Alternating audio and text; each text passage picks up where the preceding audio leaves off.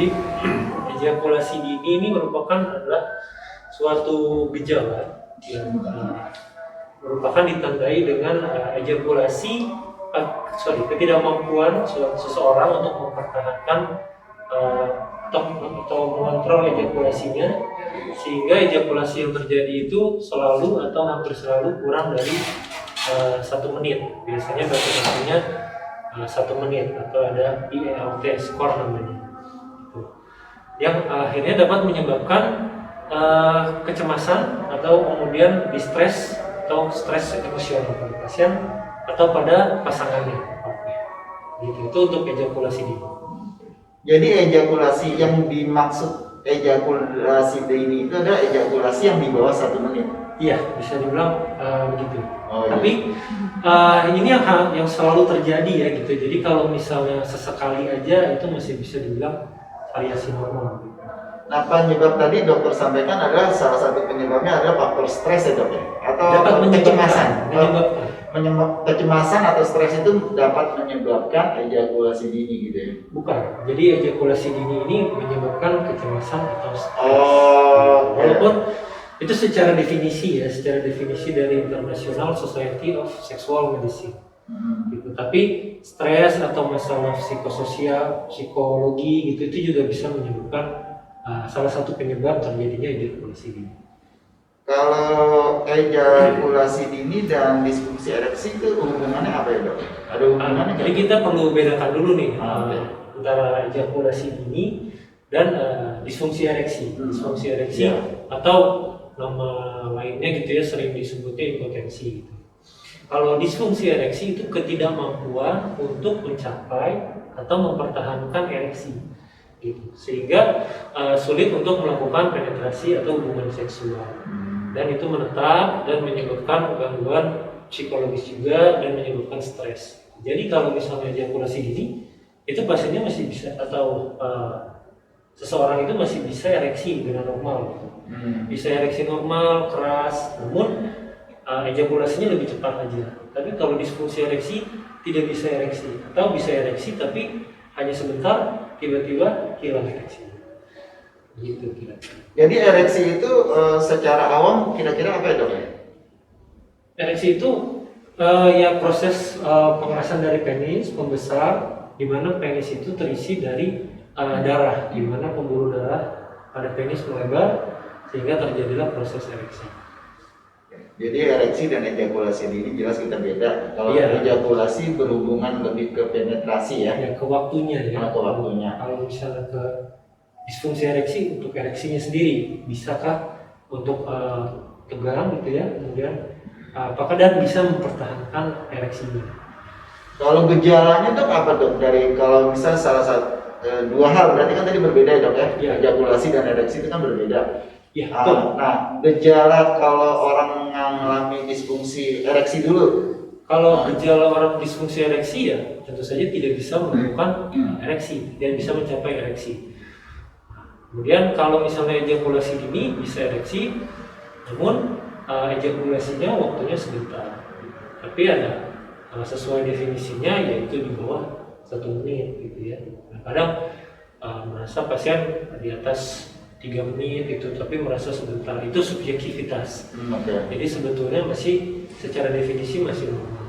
Kalau di atas 1 menit sih secara definisi masih normal, masih oke lah ya. Masih oke gitu. Cuma apalagi kalau berhubungan dengan usia ya. Kalau usia pengaruh ya? Pengaruh. Jadi waktu berhubungan seksual itu kalau misalnya diteliti berdasarkan usia di atas 40 tahun, 40 sampai 70 tahun itu memang berkurang. Terjadi penurunan secara grafik. Oke dok, tapi ini ada pertanyaan nih dok dari netizen nih. Pertanyaan demikian dari saudara kita. Dok, saya usia 37 tahun, sudah 5 tahun menderita diabetes. Oh, ini diabetes nih dok. Selama ini saya rutin kontrol ke dokter setiap bulan dan hampir tidak pernah diberikan obat. Dokter bilang gula darah saya terkontrol dengan baik. Saya rutin olahraga dan juga pola makan. Akhir-akhir ini saya ketika berhubungan dengan istri durasinya tidak bertahan lama, tidak sampai 5 menit. solusi ya dok? Ya, sebetulnya berarti permasalahannya ini di ejakulasinya gitu ya. Iya. Memang salah satu faktor risiko dari ejakulasi dini itu faktor diabetes mellitus itu sangat berperan gitu. Jadi faktor-faktor yang menyebabkan kurangnya aliran darah ke arah penis itu semua bisa menyebabkan disfungsi ereksi atau ejakulasi dini gitu ya. Seperti diabetes mellitus, penyakit jantung, atau plak pada pembuluh darah gitu. Nah, itu sudah bagus yang dilakukan olahraga secara rutin, kemudian atur pola makan. Yang paling pertama itu, pertama atur pola hidup dulu. Kemudian olahraga, namun olahraga juga dosisnya harus sesuai. Olahraga yang bagus itu 3 kali dalam seminggu minimum, kemudian durasinya 30 menit. Apakah sudah dilakukan seperti itu gitu?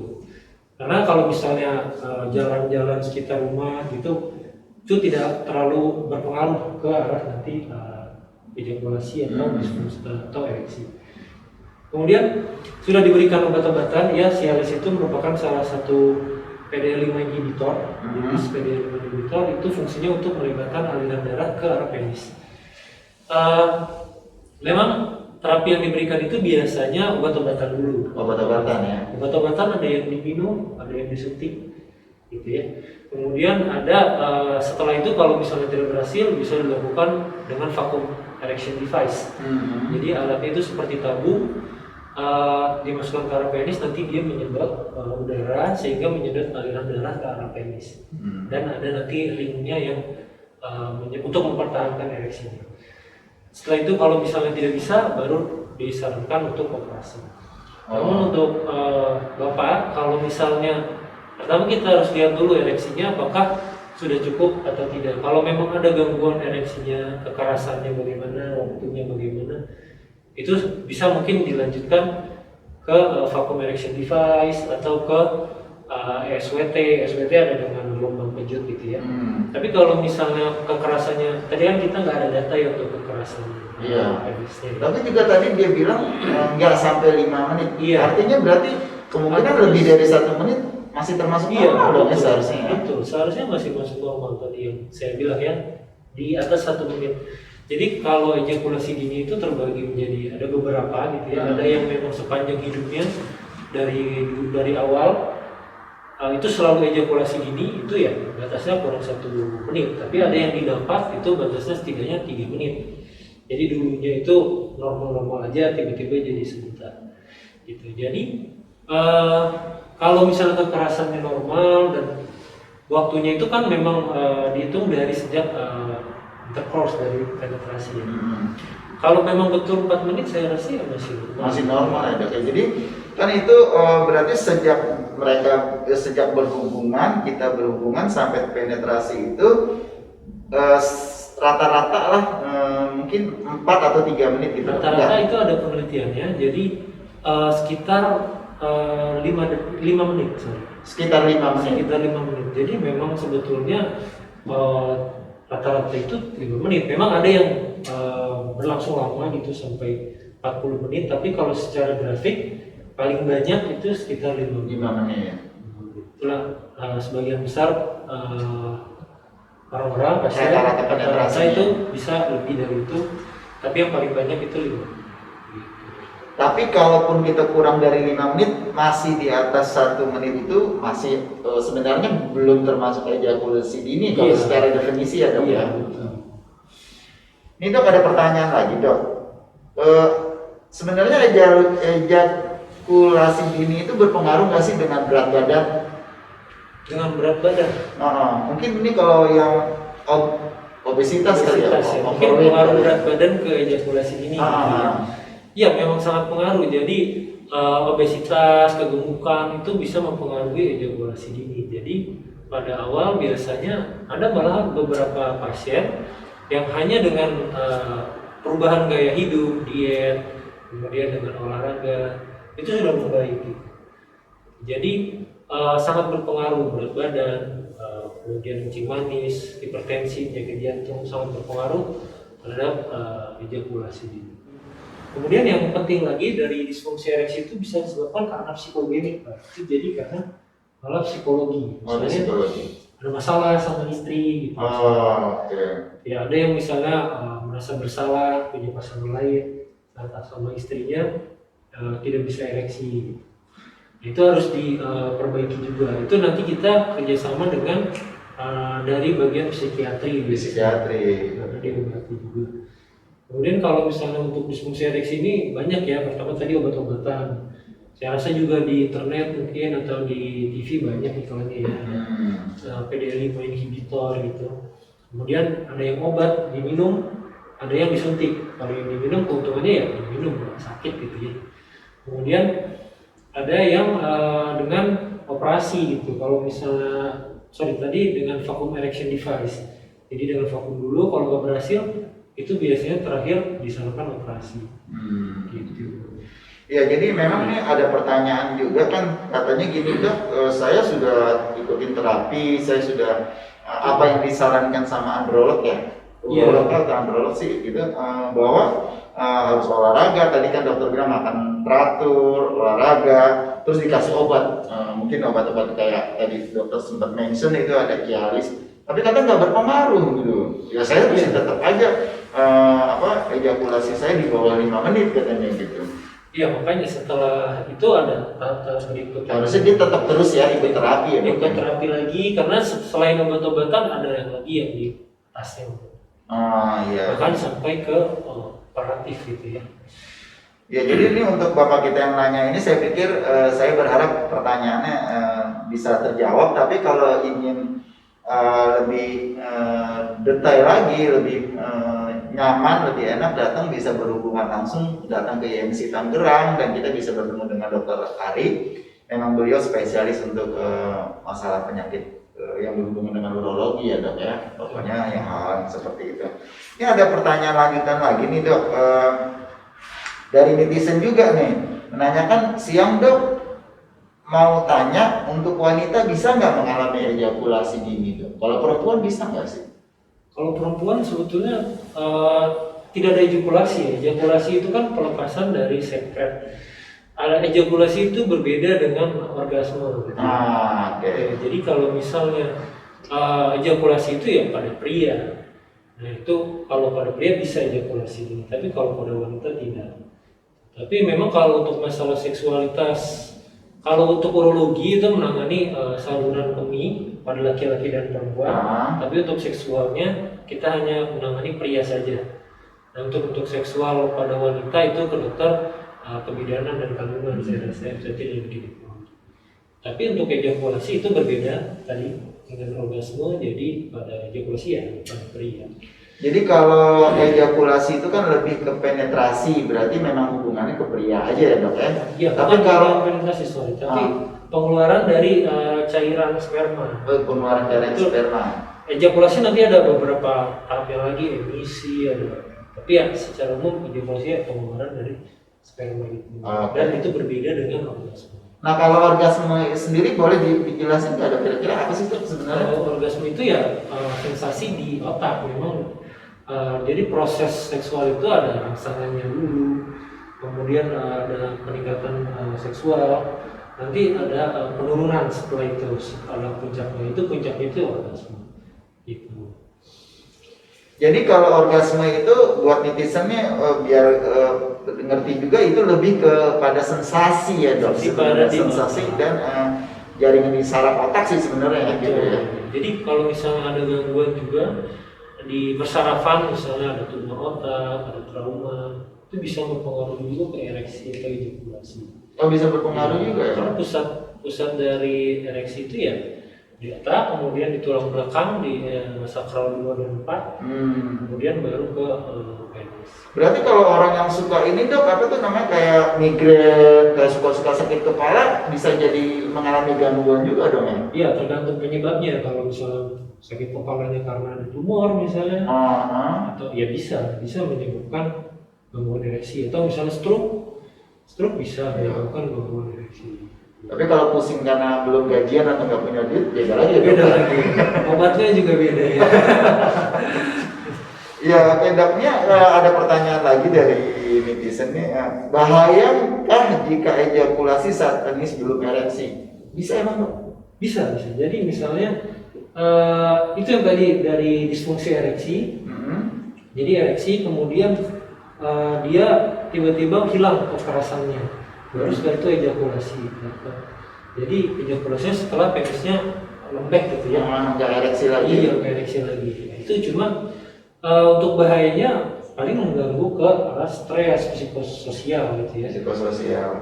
Menyebabkan stres, kemudian menyebabkan hubungan dengan partner ada masalah, misalnya gitu ya. Tapi kalau secara berbahaya ke kesehatan itu bisa jadi salah satu ini aja sih flu. Mungkin kita ada penyakit lain nih, gitu. Tapi kalau dia menyebabkan bahaya enggak.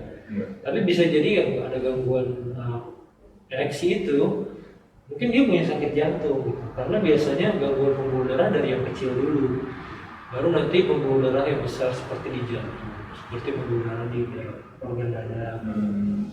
Jadi memang sih faktornya banyak juga sih ejakulasi ini ya dok ya. Jadi buat EMC people biar mengerti juga bahwa bukan saja soal penyakit, tapi juga secara psikologis bisa juga berpengaruh. Kalau suami istri sering ribut ya misalnya, itu juga bisa berpengaruh ya dok. Sekali, apalagi biasanya yang usia muda gitu ya, kalau 40 masih 30-an tahun, 20 tahun, tiba-tiba ada masalah dengan ereksinya, kebanyakan 90 sekitar 90% itu karena psikologis gitu. Jadi apakah ada masalah di kerjaannya, terlalu banyak tekanan gitu ya, itu pengaruh, atau masalah dari hubungan dengan istrinya sendiri itu bisa punya. Jadi under 40 itu mostly adalah kebanyakan karena lebih ke psikologis. Betul. Tapi kalau yang 40, 50 sampai 70 itu lebih ke biasanya penyakit bawaan kali ya. Bukan penyakit bawaan, ya penyakit organik ya, memang ada organik. penyakitnya, hipertensi, kencing manis, itu kita sebutnya organik dan psikogenik. Jadi kalau di bawah 40 tahun biasanya karena psikogenik. Ada juga sih yang karena memang penyakit yang lain itu, tapi jarang, kebanyakan psikogenik gitu. Jadi memang perlu juga ada konseling gitu ya, bisa di terapi konseling juga, biasanya dengan dokter psikiatri, pasangannya datang berdua, kemudian konseling. Ya itu karena memang tadi itu dokter bilang psikogenik dan neurogenik, atau bisa mix dua-duanya. Oh bisa juga berpengaruh ya. Ada neurologi, ada organiknya, ada psikogeniknya juga. Jadi misalnya punya sakit kencing manis dan diperberat dari masalah psikologis juga. Tapi ada nggak dok kalau orang yang masih usia muda, tadi dokter bilang under 40 lah ya, di bawah 40 itu, 30-40 itu, dia nggak punya penyakit sih sebenarnya. Dan kemungkinan sama pasangan atau sama istrinya hubungannya oke baik-baik saja, tapi dia ngalamin itu bisa nggak kira-kira dok? Bisa aja sih, bisa aja. Tapi sebetulnya sebagian besar pasien kalau kita tanya nih, bapak ada masalah nggak sama istri atau apa di pekerjaan? Itu bilangnya nggak ada. Tapi kalau digali lagi lebih dalam ternyata ada stresornya gitu ya, ada stresor tersebut. Jadi terutama untuk yang usia muda coba dicek gitu ya. Ya, jadi buat teman-teman nih netizen EMC people, kalau usia di bawah 40 under 40 itu kalau memang mengalami masalah di situ, mungkin kita hidupnya sudah sehat, makannya sudah teratur, udah rajin olahraga, apalagi zaman sekarang orang senang naik sepeda nih gitu. Tapi mengalami itu sebaiknya sih ya konsultasikan ke dokter ya dok, gitu ya. Jangan cari-cari obat sendiri. Kebanyakan orang ini malu ya dok. Karena ejakulasi gini bagi sebagian orang juga kayak tabu gitu atau memalukan ya. Bicarakan, makanya kadang-kadang nggak mau berobat. Iya. Padahal itu bisa diobati, gitu. Jadi bisa dikonsultasikan. Jadi bukan ejakulasi dini itu sebenarnya sih bukan aib juga gitu ya. Iya. Karena kalau memang ada penyakitnya ya, sih memang. Karena penyakit gitu dok ya. Jadi dan hati-hati juga kalau beli obat gitu. Kadang-kadang kalau obat online itu banyak juga ya counterfeit drugs. Jadi obat-obatan yang palsu. Isinya ternyata kosong. Isi sama merek sama yang ada di tulisan tuh indikasi segala macam itu belum tentu sama ya. Betul, iya. Jadi bahkan ada yang melakukan penelitian di Jakarta, obat-obatan yang kan suka kalau di pinggir jalan tuh ada pelang-pelangnya tuh. Oke. Di jalan mana ya, di Jakarta misalnya. Ya itu ada yang meneliti bahwa ternyata itu kebanyakan counterfeit drugs. Jadi obat-obatan yang palsu gitu. Dari itu penelitian salah satu guru kami juga di Jakarta, Prof. Akmal, mengatakan seperti itu. Jadi kebanyakan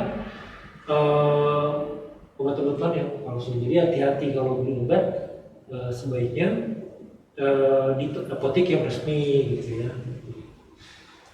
Karena malu gitu kan kadang-kadang. Ya masalahnya kadang-kadang nih budaya kita ya dok, orang Indonesia gitu ya. Iya. Untuk hal-hal yang begitu malu gitu loh nanya. Padahal kan juga jadi berbahaya. Iya, beli obat sembarangan, nggak konsultasi dokter. Jadi ini buat EMC people kita harus inilah gitu, nggak usah malu. Ini hal biasa kok, memang penyakit yang bisa diobati gitu. Ini ada pertanyaan lagi nih dok.